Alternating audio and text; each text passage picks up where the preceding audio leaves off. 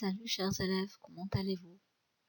Aujourd'hui, on va continuer la leçon 6 de l'unité 4, les coordonnées. Il y a une partie aussi, on va la continuer aujourd'hui. Allez-y. Cette partie, on va parler des quadrants du plan cartésien. Les quadrants du plan cartésien, cette leçon, ou bien cette partie, on a déjà pris dans 6e primaire. Mais comme rappel, on a dans le plan cartésien, on a les deux axes, axe d'abscisse et axe des ordonnées. L'axe des abscisses, c'est l'axe des x, et l'axe des ordonnées, c'est l'axe des y. Alors, comme on a déjà pris avant dans la première vidéo, abscisse et ordonnées forment les deux ensemble les coordonnées du point. Alors, le plan cartésien, comme on voit maintenant, il est formé de 4 quadrants. Le premier quadrant, c'est ici sa place. Toujours, c'est ici sa place. Et toujours dans le premier quadrant, le x, ou bien les x sont positifs. On a 1, 2, 3, 4, 5, 6 à l'infini, ce sont des nombres positifs. Et les y aussi, ce sont des nombres positifs. Alors n'importe quel point se trouve dans le premier quadrant va avoir le x positif et le y positif. Comme exemple, le point A. A, le x de A c'est 2 et le y de A c'est 1. Si on va faire la projection de A vers l'axe des x, le A va descendre chez le point 2. Et si le A on va faire la projection de A vers l'axe des Y, elle va aller chez le Y1. Donc, les coordonnées de A sont 2 et 1. 2 positif, 1 positif. Donc, c'est le premier quadrant. Maintenant, le deuxième quadrant, c'est ici. Toujours, c'est sa place. Le deuxième quadrant, on a les x sont négatifs, comme on voit sur l'axe des x. Sur l'axe des x, on a moins 1, moins 2, moins 3. Alors, dans le premier quadrant, on a les x sont négatifs, alors que les y sont positifs. Toujours l'axe des y en haut est positif. Par exemple, on a le point B qui est moins 4, 2. Le x de moins 4 de B, c'est moins 4, car la projection de B sur l'axe des x est moins 4, alors que la projection de B sur l'axe des y est 2. Le B va passer ou bien va aller chez l'axe des y au point 2. Troisième quadrant, c'est ici. Alors, dans ce quadrant, on trouve que les x sont négatifs et les y sont négatifs. Donc, tout point appartient, ou bien tout point se trouve, tout point tracé dans le troisième quadrant a le x négatif et le y négatif. Par exemple, le point C, la projection de C chez l'axe des x, c'est le point moins 3, et la projection de C chez l'axe des y, c'est le moins 1. Donc, les coordonnées de C, c'est moins 3, moins 1. On trouve que le x négatif et le y négatif. Et le quatrième quadrant, c'est ici. Le x est positif dans ce côté-là, alors que les y sont négatifs. Alors, on a premier, deuxième, troisième, quatrième, c'est l'ordre des quadrants. Et dans le quatrième quadrant, les x positifs et le y négatif. Par exemple, le point D, la projection de D sur l'axe des x, c'est 3. Et la projection sur l'axe des y, c'est moins 2. Donc, dans le quatrième quadrant, x positif, alors que le y est négatif. Et comme remarque très importante, on a déjà dit avant, mais on répète, que chaque point appartient à l'axe des x, se trouve sur l'axe des x, son y va être 0. Voilà par exemple le point E. Son x, c'est 5. Il se trouve ce point sur le point 5 sur l'axe des x. Mais son y, si ce point va revenir à l'axe des y, va aller au point 0 sur l'axe des y. Alors son y égale à 0. Et la même chose pour tout point qui appartient à l'axe des y, son x va être 0. Alors c'est l'inverse.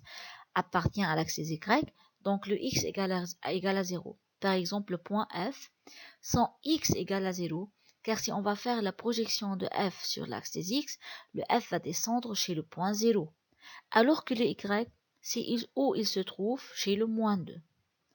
Et à la fin, voilà, c'est le point d'origine qui est le 0, 0, toujours. Maintenant, pour bien s'entraîner sur la leçon, bien sûr cette partie surtout de la leçon, on va faire un petit exercice.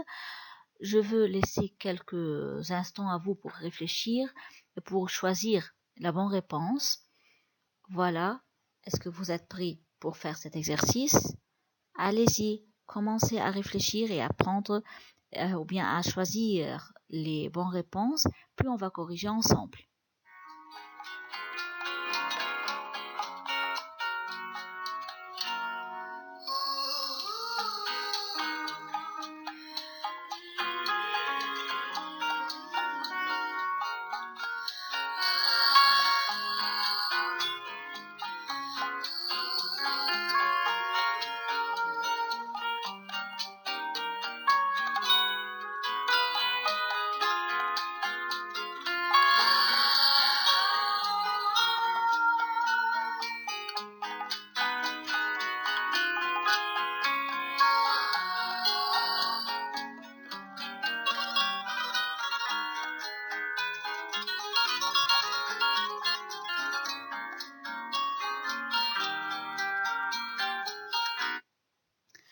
D'accord, j'espère que vous avez terminé les 3 premières parties de cet exercice.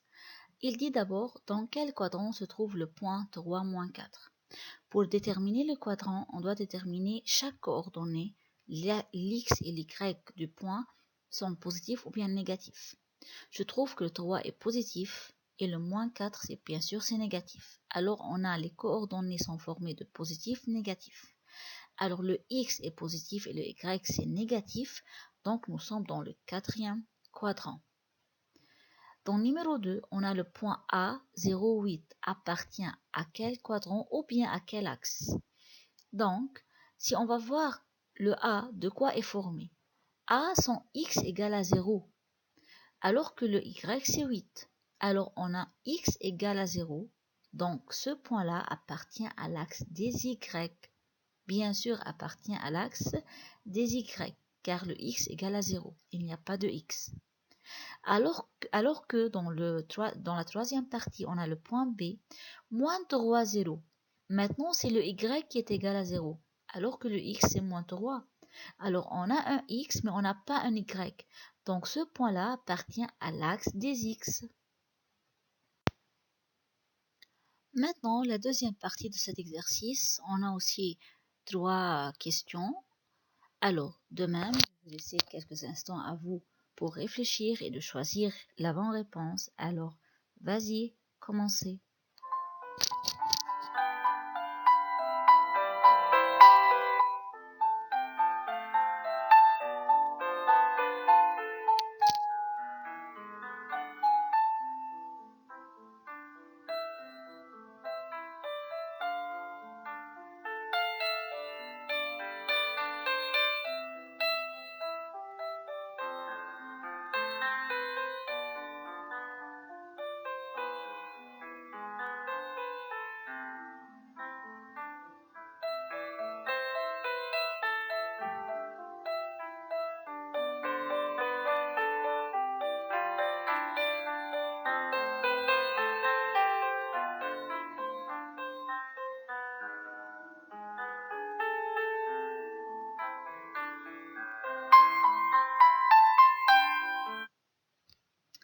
D'accord.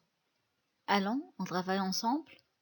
Lequel parmi les points suivants n'appartient pas à l'axe des y? Il y a un seul point parmi les choix qui n'appartient pas à l'axe des y. On a dit, tout point qui appartient à l'axe des y sans x égale à 0. Pour appartenir à l'axe des y, donc le x doit être égal à 0. Donc, si on va observer bien les choix, on trouve que le parti B, on a le x égale à 3 et non pas à 0. Donc voilà, c'est la bonne réponse. C'est le point qui n'appartient pas à l'axe des y. Dans numéro 5, on a le x négatif, alors que le y est positif. Et il a demandé la position du point où on a x quand il est, alors le x est négatif, mais le y, il a donné l'opposé de y. On avait x, y positif. Maintenant, on a cherché l'opposé de y, sera négatif. Par exemple, si on a au début 4, maintenant on a mis -4. Alors, le point qui demande se trouve dans le quadrant où on a le x négatif et le y négatif. On a les deux coordonnées négatives. Alors, c'est le troisième quadrant.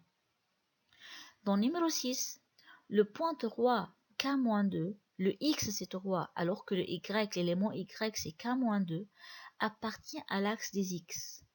Tout point appartient à l'axe des x, son y, c'est-à-dire le k-2, va être égal à 0.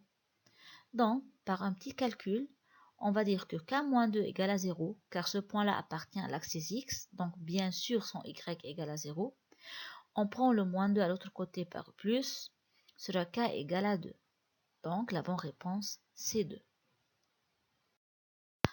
À la fin de cette vidéo, je vous remercie mes chers et j'espère que vous avez bien compris et n'oubliez pas de faire beaucoup des exercices sur cette leçon. À bientôt.